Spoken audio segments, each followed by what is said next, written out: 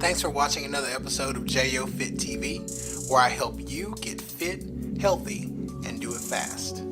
When I initially broke my 5-day fast, I had a lot of questions from people about what I broke my fast with or what foods that I ate when I decided to break my fast. Simply put, the most abundant macronutrient source of energy for our bodies while we're fasting is fat. So when I broke my fast, I didn't want to focus on macronutrients. I wanted to focus more so on micronutrients and getting something micronutrient dense or nutritious back into my body. So when I'm breaking a fast, I'm shifting my emphasis away from macronutrients and towards micronutrients. Here are 5 simple things that I use to break my fast and the reasons why. The first one that I used is pomegranate. Pomegranate is the fruit of the gods. It's most likely the fruit that's referred to in the story of Adam and Eve from the Bible of the apple. It probably wasn't actually an apple. It's more likely that it was actually a pomegranate. Obviously, when we break a fast, it's pretty desirable and enjoyable to have some form of sugar.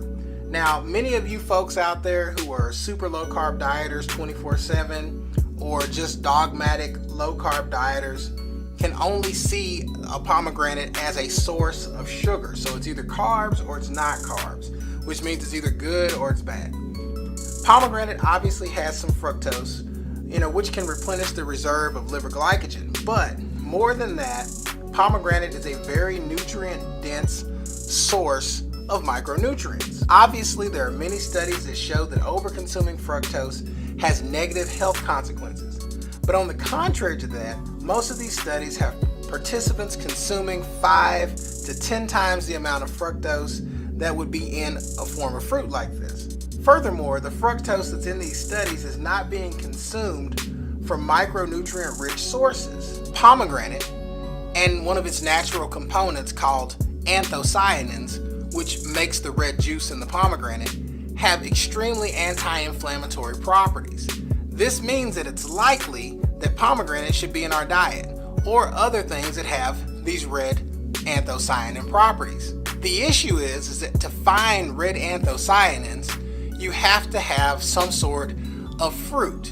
Typically, pomegranate, cherries, there's a lot of different other ones. But you have to find it in fruit, which means it comes along with some fructose. My preference after coming off of a fast is to consume the whole fruit, not necessarily the skin, but I like to consume the seeds and some of the waxy pulp that's inside the fruit that holds the pods together. Typically, when you're coming off of a fast, your body's going to be much more receptive to eating this type of stuff because the flavor is going to be awesome and you're not really going to be bothered by the fact that you're swallowing pulp or fibrous material. The second food that I like to make sure that I consume, and this may even be more important than the pomegranate, and definitely it's not carby, is broccoli sprouts. Somewhere in your life you've been told, eat your broccoli, eat your Brussels sprouts, etc., etc. Well, the reason why you want to eat those broccoli and Brussels sprouts is because of the great compounds that these plants contain.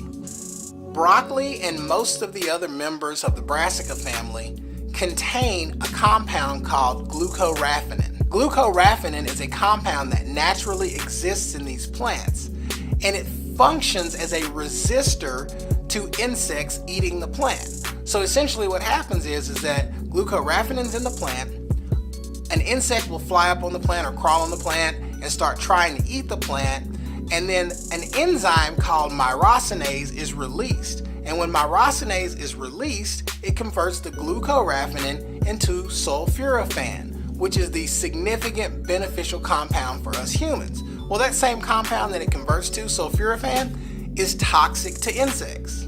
We also know that young plants or even seeds that come from the Brassica family have more glucoraphanin and more potential sulphurophane in them. So a full-grown head of broccoli has less potential sulphurophane than do the sprouts or the seeds of broccoli. So instead of eating the actual broccoli in the case when I'm coming off the fast, I'll eat a more abundant source of glucoraphanin and eventually sulphurophane. So instead, I'll eat the broccoli sprouts. What we also know is that cooking the broccoli or the broccoli sprouts, or at least overcooking the broccoli or broccoli sprouts, causes a reduction in the myrosinase. Now, it doesn't necessarily reduce the potential sulphurophane or the potential glucoraphanin, but it does reduce the amount of enzymes that are available to convert those compounds to be useful. So in your case, if you don't want to consume a ton of broccoli sprouts or a ton of raw broccoli, what you can do is consume some cooked broccoli or broccoli sprouts along with a handful or a bunch of raw broccoli. This will also encourage the enzyme conversion process that you need in order for these compounds to be beneficial. The benefits of this sulphurophane that comes from these plants is so tremendous. There's research that shows anti-cancer benefits, anti-diabetes benefits, cholesterol lowering benefits, blood pressure lowering benefits, brain blood flow increasing benefits. Along with all these other benefits is mitochondrial enhancement, which are the powerhouses of our cells, and also potential antibiotic benefits that come along with these compounds, sulphurophane and glucoraphanin. So there's almost no reason why anybody who's watching this should not be eating those compounds, at least on the regular, and especially after a fast. This is a super food. The big issue with broccoli sprouts, more than anything, is that the sulphurophane and the age of the sprouts makes them bitter. I'll be putting up a video that explains how you can lightly heat and blend the broccoli sprouts and make a drink out of them. That drink is not tasty, but I chug it. So I'll put up a video about that at some point soon so that you guys get an idea of how to make the broccoli sprouts even more abundant in sulphurophane. But just to begin with, eating them is enough. I want to keep this video short, so I'm going to run through the last few fairly quickly. But Brazil nuts, these are mineral powerhouses. These Brazil nuts, just these two, are going to exceed your daily values for selenium necessity. There's not a lot of selenium in the foods that we eat, especially in the standard American diet, and just consuming a couple of these after a fast can get your mineral content way up. So there's not a lot to this. In some circles, people have given this a derogatory name. Now, I haven't actually seen this look like my toes or any other African American person's, but these are some great nutrition. Brazil nuts. Put some in your post-fast nutrition. Staying on the same line as minerals and mineral content, I always like to put some seaweed into my post-fast nutrition. Obviously, there's iodine here, there's other minerals. These things are great, they're tasty, they have a little bit of sea salt on them. You probably need a little bit of salt after your fast anyhow, so I like to include these because they are delicious. I like to eat them anyhow, and they have a decent amount of mineral content and some salt. Last but not least is some kombucha.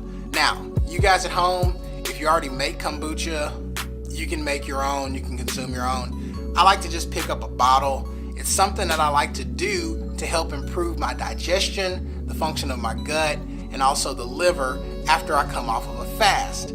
I pick up this one right here. It's got a little bit of carb in it. Once again, if you're gonna freak out about that, then figure out how to drink some that has no carb. But after a fast, I have no problem taking in a few carbs and actually taking myself out of keto, because it's not that difficult to get back in once you get there a few times. So what I like to do with my kombucha is have just a regular bottle like this, and I like to get the one with chia seeds so that I can get some good omega-3, some good fatty acid content, along with the benefits of the glucaric acid that are in the kombucha that will improve your digestion. There are definitely other compounds that I've used to break a fast, and different compounds that I've used to break fasts of different length. At some point, I'll talk about those different compounds. I didn't want to get too much into it today because I wanted to give you guys the 5 best things, or the 5 things that I like to use to help myself break a fast.